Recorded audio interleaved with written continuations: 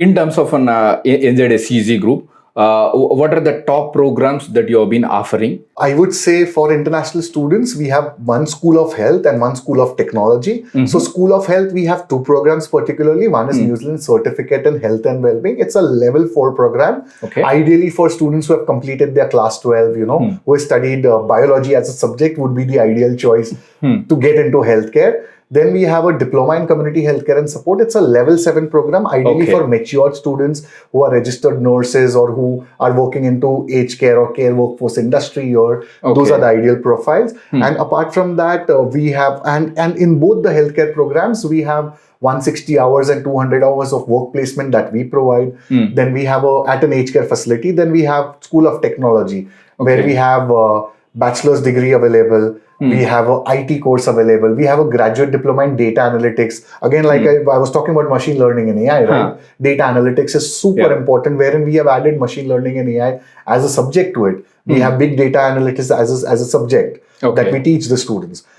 Then we have a brilliant program created very recently. So 15th of July, we had a pilot batch for our diploma in electronic engineering. Ideally, again, for class 12 students who have studied maths, which also has a straight to residence pathway.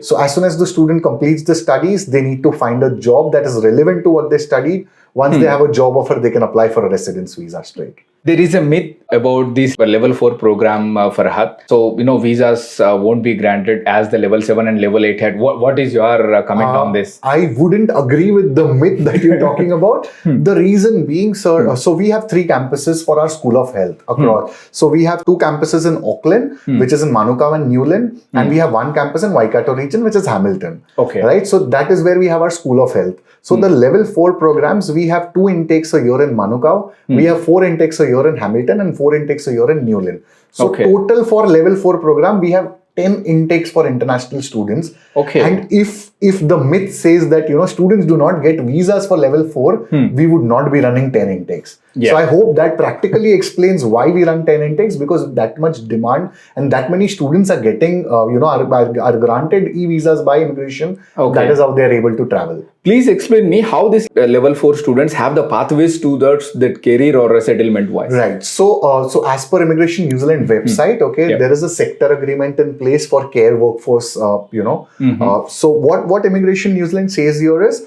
that if you've completed a level 4 course, and we also assist the students in getting a part-time job within the industry and 200 hours of work placement. So that makes them work ready. That the ecosystem that we've created makes them job ready, makes them work ready. And if an employer is, hiring them, on pay parity. So the government of New Zealand says the pay parity currently is $28.25. So if someone gets a full-time job to work in care workforce, earning $28.25 an hour, all they need to do is work for 24 months in the country and directly apply for a residence visa.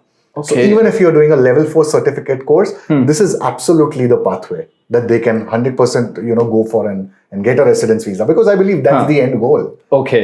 So when it comes to a School of Technology, so what are the primary programs that you deliver on this school? So I would say we have a very unique bachelor's program. So it's called Bachelor of Business Information Management. BBIM in short is what we call. So it's a 3 years bachelor's degree leading to 3 years of open post-study work visa. Now, how we are different, because Bachelor of Business, Bachelor of IT, you'll find it with every institute, right? But how we are different is that in the first year, all the students will study common subjects related to business and IT. However, from the second year, we give an option to all the students, to select one of the 3 majors that we offer. So we offer business information systems, data analytics, and integrated marketing communication. So in the second year, it is absolutely the student's choice as to what specialization they want to select, and that is what they can do. Also, as a part of the program, we provide students, we prepare the students for a lot of globally recognized international qualifications like CompTIA+, Cisco CCNA, ITIL Foundation certifications, which are recognized globally, of course. Apart from that, in year 3 of the studies, a student will be given an opportunity to work on live industry capstone project. And it will be a live project and not a dummy or not a mock project with our industry partners directly. So that is how we are guiding our students, and that is what is making our students job ready. Because Okay. that is the end goal, right? You correct. complete a degree. The first thing after completing a degree, people want is a job, which Correct. is relevant to what they have studied. So what we are doing is we are preparing the student from day one. That is also providing an opportunity, irrespective of what course they study with us. We will assist them with a part-time job also within the industry. Okay. That is somewhere where we are very unique. We have industry partners, we have IT companies, we have marketing companies, we have engineering, we have healthcare organization. Okay. So our students literally get absorbed even before they complete their studies with us. Okay. So when it comes to any program to apply for NZSC programs, before you issue the offer letters, what is the parameters that you consider? Whether the relevance background, or else a background of the student, or else English language requirement. Right. How you assess the application before you release the offer letter? Correct. So see, every different program program is going to have different academic requirements, are going to have different English language requirements. Again, English language requirements is something that is said by NZQA, which we need to adhere to. So just to give you an understanding, if someone wants to study our level 4 or level 5 program, right? Yep. The total IELTS requirement there is 5.5 bands, nothing below 5. If someone wants to do our level 6 engineering or bachelor's degree, IELTS requirement is 6 bands, nothing below. So it keeps changing. It depends on the level of course that you're going to study.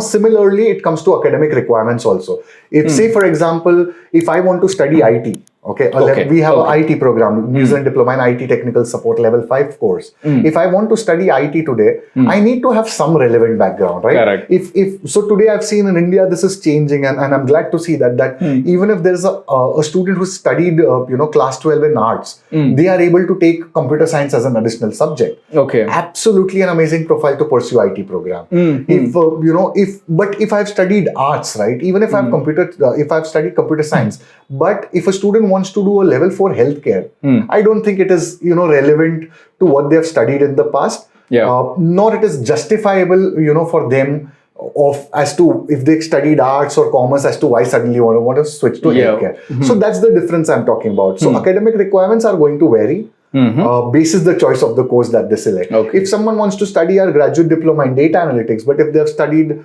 Bachelor of Arts, I don't think they are the ideal profiles to pursue this course. Irrespective of getting offer letter or not, how are you going to justify the case when it comes to your visa application? Immigration New Yes. Zealand. Okay. I mean, if the student is switching his a stream to one to another, if he justifies his future intentions, what he want to become, and if he created that particular era and submitted with supporting evidences, will you consider case by case, or will you 100% we will consider, because see, eventually it is absolutely the student's choice, right? They are the one who will be studying there. It is absolutely the student's choice. If they are able to justify why they want to suddenly switch from one stream to another, and trust me when I say this, New Zealand is the most open country when it comes to conversion degrees. Like, we have seen students switching from one stream to another, and it is absolutely okay as long as the student has relevant reasons, documents to justify it. Okay. So what are the fees for these level 4, level 5, level 7 programs? Right. So I would say we are very, very economical. So just to give a perspective to our audience today, the living expense in New Zealand that you require is $20,000. Correct. Right? All the courses that we offer to our students, the fee structure is less than the living expense. So in a range of $18,000 to $19,000, we have all our courses, and that's the fee structure. So if you compare the fee structure, the living expense is higher compared to our fee structure. It makes it very economical for the students, for the family, and of course they get what they want to. Any scholarships available? Yes, we do have scholarship options available for our bachelor's degrees particularly. So scholarship, so recently I'll give you a very recent example wherein we had a brilliant student who completed her class 12 from CBSE board. She secured around 90 to 93%. Also her IELTS was over 7.5 bands. So, she applied for scholarship, and we waived off the entire first year fees for her. So she got a scholarship of entire 1 year fees. So great. So our bachelor's degree fees structure is $18,000. We charged her zero. So that's something that we do for students who are really on merits. I think we believe in providing scholarships on merits. We do have different scholarships here and there, but ideally, if you are amazing, if you have brilliant profile, we would not mind to consider that and give you some sort of scholarship. Absolutely. Okay. In NZSCG, there is a one program in Diploma in Community Healthcare program. Why a student has to select this particular program? I mean, Right. So, see, first of all, care workforce is very different. Just to give you guys an understanding about what care workforce is taking care of old people, aged people, and then you take care of cancer patients, sick people, mentally retarded people, alcohol and drug, abuse people. So those are the kind of roles that you can get in once you study diploma in community healthcare and so on. Okay. That is why you need to have a relevant background if you want to study this course. That is, you either are a registered nurse in your home country, or you're working as a social worker with an NGO, or you've studied, you've done your BSc nursing, or you've done your general nursing and midwifery, or you've done your Bachelor of Social Work. Those are the kind of absolutely apt profiles to apply for a level 7 diploma in community healthcare and support. However, this course does lead to the subjects that we teach. Okay, before I get there, the subjects that we teach are related to rehabilitation, geriatric care, palliative care, a lot of different subjects, which then makes the student decide into which sector they want to get into when it comes to healthcare. And the benefit, so unfortunately, there is no post-study work visa linked to our level 7 program. However, for this particular program also, we have 8 intakes. So you're across 2 campuses, right? Okay. Now, why we have it is because of the sector agreement that I spoke about. So if they work in care workforce for 2 years, earning $28.25 an hour as per the pay parity, which is set by Ministry of Health and the Government of New Zealand, if they do that, they can apply for a work to residence visa. Okay. And there is so much shortage in the country. Hence why, there's a skill shortage in the country. Hence why the New Zealand government has come up with a sector agreement for care workforce. That's the logic behind it. Okay. Even though there is no post-study work visa, but the student have the good chances to settle in that particular career. Yes, absolutely.